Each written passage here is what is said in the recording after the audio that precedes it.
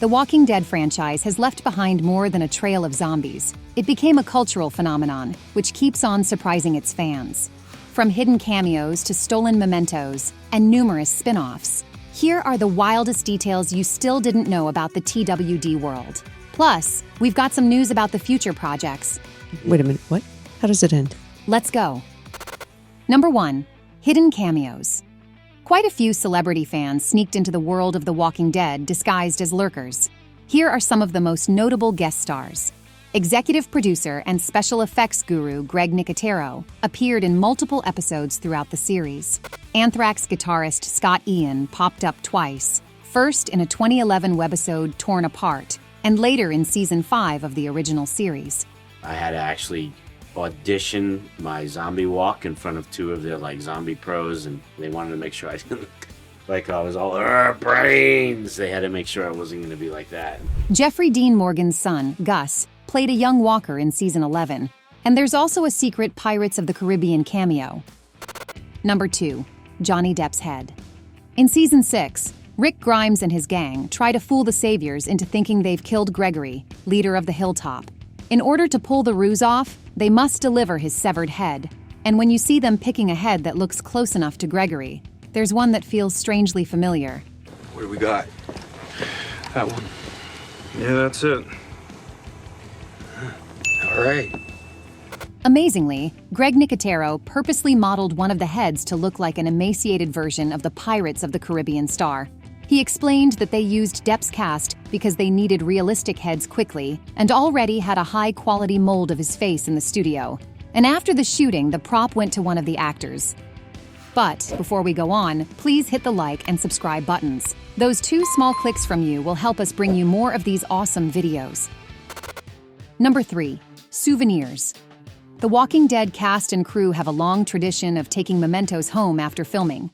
Extras often kept small prosthetic pieces used on them, like bite marks, scratches, or teeth molds. Danai Gurira reportedly received a katana, though for safety, it's a replica, not a fully battle-ready blade. And Andrew Lincoln keeps a high-quality prop version of Rick's Colt Python revolver, one of the most recognizable weapons in TV history. But for Norman Reedus, having Daryl's vest and several crossbows wasn't enough.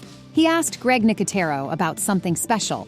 Norman kept saying he wanted the heads when we were done shooting. I said we've got to wait until the picture is logged.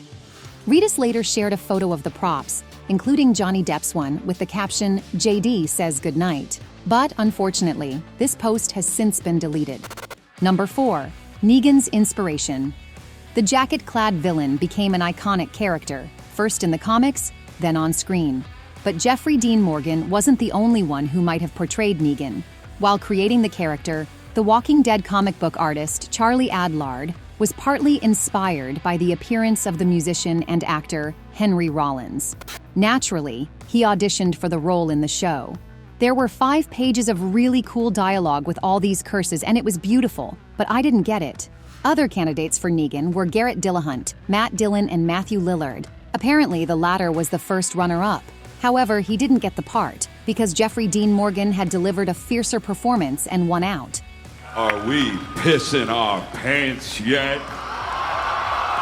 And there is definitely something special in his performance that made Negan one of the faces of the franchise. Number 5. Zombie Twice Over. One of the most iconic early Walker moments in the show was the little girl with a teddy bear. Don't be afraid, okay? This Walker immediately set the tone for how personal and tragic the show could get. The actress Addie Miller was 10 at the time. But did you know that she appeared in The Walking Dead twice? Miller returned to the show for a second time as another Walker in Season 8, and fans quickly spotted a fun detail. Addie's zombie makeup was very similar to the look she had in her first scene, which was a subtle but impactful tribute to her role in the series' history. Speaking of the show's legacy, Number 6. Walkers everywhere. Before 2010, zombies were mostly confined to movies and were not considered a serious genre. But after The Walking Dead premiered, they were suddenly back in the cultural spotlight. As one of the most internationally watched shows ever, TWD proved that character-driven horror stories could dominate primetime TV. Since then, the undead have been everywhere, From blockbuster films like World War Z to hit video games such as The Last of Us, and even comedies like Zombieland, AMC built its identity around the show, much like HBO did with Game of Thrones. Number 7. A franchise blueprint. Amazingly, The Walking Dead foreshadowed the streaming-era obsession with cinematic universes long before it became standard. The series has exploded with spin-offs almost immediately. First came Fear the Walking Dead, which started as a prequel, exploring the beginning of the outbreak in Los Angeles. Then came The Walking Dead World Beyond, centered on young protagonists. The Walking Dead Daryl Dixon premiered in 2023 and tells the story of the fan favorites Daryl and Carol. It's now in its season 3 and has been renewed for a 4th and final season. The Walking Dead Dead City, set in the crumbling remains of New York, came about the same time. It focuses on the uneasy alliance and emotional baggage between Maggie and Negan. Its 3rd season also has already been confirmed. In contrast, The Walking Dead: The Ones Who Live is a single-season miniseries. This standalone show finally wrapped up Rick and Michonne's story arc. Beyond that, there are also video games, webisodes, novels, and even theme park attractions. Number 8. The Truth About Daryl. Fans have been captivated by his mysterious and stoic nature from the very start. Both the character and the actor Norman Reedus became extremely popular. There's Dixon's Vixens, Daryl's Dolls, Boondock Betties, Norman's Nymphos, there's a whole bunch of them. And Daryl's lack of overt romantic interests fueled fan theories about his orientation. Carol, Beth, maybe he's gay? Give us a hint. Daryl's long-term platonic relationships with Carol didn't help in solving this puzzle. Reedus once revealed that he would have been open for a gay storyline. I just, whatever that decision is, I want to play it as real as possible. I mean, when a boy meets a girl, it's usually very awkward, and I would like to play the awkwardness up as much as possible. However, the show's creator, Robert Kirkman, eventually put the speculation to rest. He clarified that Dixon is in fact straight, but it was confirmed only in his spin-off show, when Daryl finally had his first on-screen kiss with Isabel. Number 9. Unexpected setting. Norman Reedus played a key role in the idea for taking Daryl Dixon's spin-off to Europe. The actor wanted to do something different from the original show. Norman also mentioned that it was designed to feel more like an indie movie, rather than the large-scale Walking Dead production.